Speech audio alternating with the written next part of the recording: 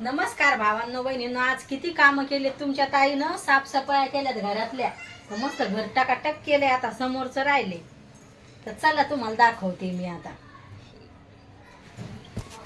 जिथल्या तिथं हारसू भैया म्हणलं चाल कपडे घड्या हे करताना डबल एक घर आण नाही भैया आपल्याला. आता कमी पडायला लागले ते. आता मस्त पाय कसे भांडे चमकायला लागले, आपले धूळ झालती भांड्यावरले.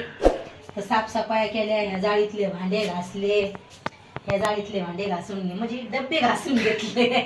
मसाल्याचे भांडेच आले आणि याच्यात मस्त लगे पीठ गीठ भिजून ठेवलं या डब्यात. सगळं झाले लगे. आता पालकाची भाजी बनवली, पालक बेसन. तुमच्या दाजीला लय आवडते, तर भैयाला आवडतंय का नाही ते मला माहिती नाही. आता तर भैया खाईन अंडी आहे ना भैया, या त्याला आवडते म्हणा बेसन. मी भैयाची मजाक करायला लागले. शिळ्या पोळ्या बेसन लय भारी लागतंय ना रे भैया. तर मग आम्ही जेवण करू पण जाऊ. आता भुका लागल्या तवा भैयानं आणलं होतं खमण, तर भैयानं खाल्लंय खमण. त्याचं चाललं होतं मग मी थोडंसं खाय तर खाल्लंय मी थोडंसं.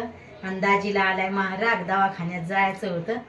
तर म्हणे चाल तर मी म्हणलं घरातले कामं राहिले. त्याचं म्हणणं होतं दर दिवसच घरातले कामं आहे, कामच करते तू, चाल म्हणे दवाखान्यात. मग भैयाला म्हणे मम्मीला सांग डबल म्हणली नाही पाहिजे, हे दुखायले का ते दुखायले आहे ना भैया. असं सुरू होतं. तर ती भैया माझ्या हातात फोन, आता तो हात गळून येतोय. मी लेकरायला बेजार करत नसते. आता राहू दे, आपण जाऊ उद्या दवाखान्यात. तर आता भैयाला शाळेत जावं लागेल सकाळची. उद्या जर म्हणलं दाजीला गडबड राहते तर डबल मला बोलतीन. आता तुमच्या ताईचे सगळे कामं झालेत. कपड्याच्या घड्या केल्यात, एक घर आणावं लागते आपल्याला कपड्याला, म्हणजे भैयाच्या कपड्यासाठी आणायचं स्पेशल एक घर. आता तरी पण या सगळ्या घड्या करून ठेवल्यात. सगळ्या घड्या केल्यात. एक पडदा शिवायचा आहे, मशीनवालीकडे कपडा नेऊन द्याल तर पडदा शिवायला. तर ती प्रत्येक गोष्ट हरपून टाकती मागं, पण तिनं एक थैली हरपून टाकली. काही ना काही कपडा द्यालता भारी, तर ती हरपून टाकलाय. आता फॉल टीस करायला साडी टाकेल, तर कुठं गेली तर दाजी म्हणे तुमचं सांग त्याला. म्हणलं तर घर बंद राहते म्हणे तिचं. ते आता फोन लावून तिला विचारावं लागेल. आता सगळे कामं झालेत. तर केस धुतलेत तर सुकलेच नाही. तर मी म्हणलं आता हेडव काढणं झाल्यावर मग सुकवा. इकडं तर ऊनच लागत नाही केसाला, ऊनच नाही लागत शरीराला. त्याच्यामुळं मग केस पण सुकत नाही. तर घडी केस काय धुत नसते मी. पण डबल मग मळ झाला तर डोकं खाजवल्यासारखं होतंय. तर दाजीला म्हणलं लाल मेहंदी लावायची मला आणून द्या. तर म्हणे बरं म्हणे, पण मग कपडे खराब होतात म्हणून जास्त करून लाल मेहंदी लावा वाटत नाही केसाला. पण इकडं लय बाया लावतात. तर म्हणलं मला पण लावायची. आपल्या इकडं गणपती छाप मेहंदी भेटती, तर सुरतला भेटत नाही. त्याच्यामुळं आता गावाकडे गेल्यावर लावायची होती पण नाही लावली. आईला म्हणलं जाऊ द्या, आपली आई पण दुखासुखाची काय बेजार करत राहायचे. त्याच्यामुळं मग आईला म्हणले नाही. मै बहीण द्यायची मेहंदी लावून, पण तिचं झाले लग्न. तिला लय उल्हास होता मेहंदी गिंदी लावून द्यायची. हाताला मेहंदी कलास करेले भारी भारी मेहंद्या येतात, तर लावून द्यायची. तर तिला लग्नाच्या आधी मग ती लय डोक्यात अशी मेहंदी हे लावून द्यायची.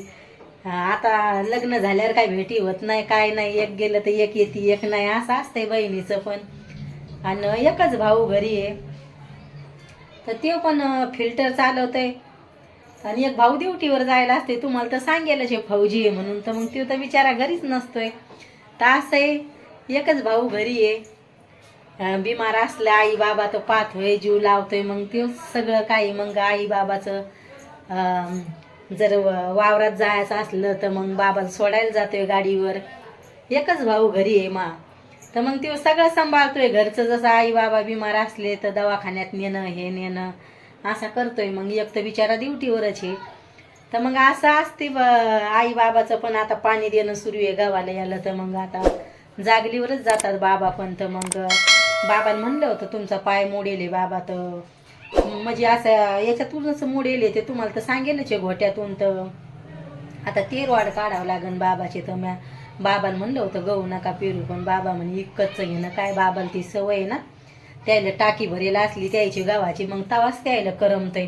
मग 2-2, 3-3 वर्षे म्हणजे पाहुणे रावणे. इकडं तर समजा सिटीनं कोणाच्या घरी पाहुणे रावणे नाहीत, पण मग गावाकडं तर लय पाहुणे येतात. मग बाबाचं म्हणणं असते नाही म्हणे मला करमत नाही म्हणे, मग मी टाकी गावाची रिकामी असते. तर मग पेशल बाबांनी टाकी करेले पाहुणे रावणे हे. तर मग गावाकडं तर लय पाहुणे रावणे येतात. तर बाबाला मी म्हणलं होतं गहू नका पेरू, पण नको म्हणे. बाबाला असं मोकळं राहणं आवडत नाही घरी, म्हणजे आता एवढी शेती म्हणल्यावर ते पण कसे रिकामीट होते. मग एवढी ह्या वर्षी लय पाऊस पाणी होता तर गच इयर भरेले, मग त्याच्यामुळं बाबा म्हणे नुकसान होती. तर खायापुरता लसण लावेले ते आहे ना, आणि काही कांदा फेकलाय. तर बाबाला असं मोकळं राहणं आवडत नाही. बाबाला लय शेतीची आवड आहे, लय का लय आवड आहे बाबाला. आता आई बाबा म्हणे जांब पिकले, पण ताई तू नाही, माझ्या लहान्या भावाला पण लय जांब आवडतात. तर पण तो ड्युटीवर आहे तर कधी कधी असतोय तो घरी, समजा ड्युटीवर येईल तर त्याला जांब आवडते. आणि आमच्या नायरा लहान आहे छोटूशी, तिला तर लयच अशी पाय अशी खात नाही म्हणा, लहान आहे तर तिला लय आवडते. आमच्या मेघाला पण असं शेतीतलं असे जांब हे ते बोरं आवडतात. पण ह्या वर्षी आमच्या बोरीला काय बोरं आले नाही आता. आणि आमचे सम्यक समृद्धी आहे त्याला तर लय सर्द्या होत्यात तर जास्त मग बाबा घरी आणत नाही जांब हे ते. आता सक्रातीच्या टायमाला तर लय बोर पिकली असती बाबाची, पण ह्या वर्षी झडगा असल्यामुळं पाऊस पाणी नाही. तर मला पण बोरं लय आवडतात खायला. आणि इकडं कसं आहे दाजी बोरं पण खाऊ देत नाहीत तुमच्या, जांब पण खाऊ देत नाही. मग तिकडं कसं आहे आई बाबा जांब बोरं हे ते सगळं खाऊ देतात. आणि तिकडं मग शरीराला ऊन लागते तर सर्द्या होत नाही. इकडं नाही खाऊन जेव्हा सीझन असलं तेव्हा सर्द्या हे होतात. तर मला जांब हे लय आवडतात. तर मग माझ्या आईला लय आठवण येते जांब आल्यावर. आणि जांब खायला मला लय आवडते. माझ्या भावाला पण माझ्या पाठच्या त्याला लय जांब आवडते. सगळ्या म्हणजे आम्हाला चारही बहीण भावाला जांब बोरं हे आवडतात लगे लय का लय. म्हणजे आता बाबा म्हणतात जांबाचे झाड तोडून टाकायचे. मी म्हणलं राहू द्या ना बाबा. तर बाबा म्हणे नाही लय जमीन आटती म्हणे झाडा झुडपायनं, पण मला झाडं लय आवडते. म्हणजे मग यूट्यूबवर चॅनल नव्हतं तर मी हशी मजाक दाजी संग सुरू होती, मजाक चालू होती. एवढा भारी एवढं काढले आठवणी काढून ठेवल्या होत्या त्या साली तर एवढे जांब वाकले होते. आणि छकू दिदीनं काही शिकच ते सगळे डिलेट मारले नाही तर लय यादी होते, लय भारी होते. लगे असे हाशी मजाक करू लागले सगळे. म्हणे ताईला काय झालंय म्हणे एवढी धिंगाणा करायला लागली. तर मी तर म्हणते ते जर व्हिडिओ टाकले असते तर व्हायरलच झाले असते, पण तेव्हा काय माझ्या चॅनल नव्हता. असेच आठवण म्हणून काढून ठेवले होते फोन आहेत. असं केलं तर तुमच्या ताईनं तर छकू दिदीनं सगळे आठवणी डिलेट मारल्या. त्या वर्षी तो लय तुरा आली होती, लय का लय लगेन जांबत असे येते अर्ध्याला किलोचा एक लय मोठ्याले. मी आता व्हिडिओ टाकेलेच आहेत भावांनो बहिणींना, पण आता लय मोठ्याले जांब झालेत. बाबा म्हणे मग माझ्या भाषेचा फोन आलता म्हणे आते तुझे व्हिडिओ किती भारी झाले असते ग म्हणे. म्हणलं हो, पण आता मी नाही म्हणलं तिकडं. तर मग सक्रातीच्या टायमाला जत्रा भरती तर लेकरं म्हणते ती ये ना तू इकडं लय भारी एवढं होते. पण मग हरसूची शाळा चालू असती त्याच्यामुळं मग जाणं होत नाही शाळामुळं. नाहीतर मला यात्रा हे करायला लय आवडते गावाकडं. मग लय भारी वातावरण एवढं भारी निघते. पण मग आता भैयाच्या शाळा असल्यामुळं मग मला काही जाता येत नाही. उन्हाळ्यात भैयाला म्हणलं आपण जाऊ तर भैया म्हणतोय नाही. असं असतंय भैयाचं, गावाकडे एवढं भारी बनते मोकळं वातावरण, पण तो नाही म्हणतोय. तर मग जाऊ द्या मग ऊन लागतोय म्हणतोय लय. असं आहे आमच्या हरसू भैयाचं. चला भावांनो बहिणींनो व्हिडिओ मोठं होईन. व्हिडिओ कसा वाटते तर नक्की सांगा कमेंटमध्ये. आता मस्त ताईचे कामं झालेत आणि आता पोळ्याच राहिल्यात. आता चला बाय भावांनो बहिणींनो, भेटते उद्याच्या व्हिडिओमध्ये.